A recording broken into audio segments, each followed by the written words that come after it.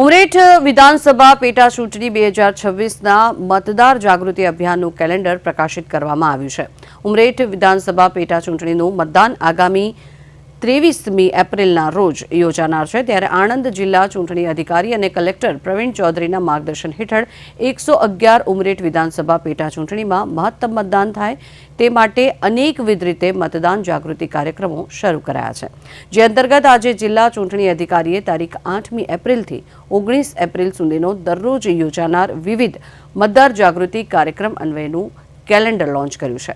આ કાર્યક્રમના માધ્યમથી મતદારો મતદાન કરવા માટે પ્રેરાય તે હેતુસર સ્વીપ કાર્યક્રમ પણ યોજવામાં આવશે। ત્યારે 8થી 19 એપ્રિલ સુધી દરરોજ વિવિધ કાર્યક્રમો યોજવામાં આવશે। અભિયાનના ભાગરૂપે એટલે 8મી એપ્રિલથી ચાલુ કરીને 20 એપ્રિલ સુધીનો એક સમગ્ર કાર્યક્રમ બનાવવામાં આવ્યું છે, ઇન્ટેન્સિવ સઘન મતદાન જાગૃતિનો કાર્યક્રમ। આ કાર્યક્રમ અંતર્ગત વિવિધ પ્રકારના વોટર ગ્રુપને, ઇલેક્ટરના ગ્રુપને ફોકસ્ડ ટાર્ગેટ કરવામાં આવશે। માર્કેટમાં જાગૃતિની ડ્રાઇવ્સ કરવામાં આવશે।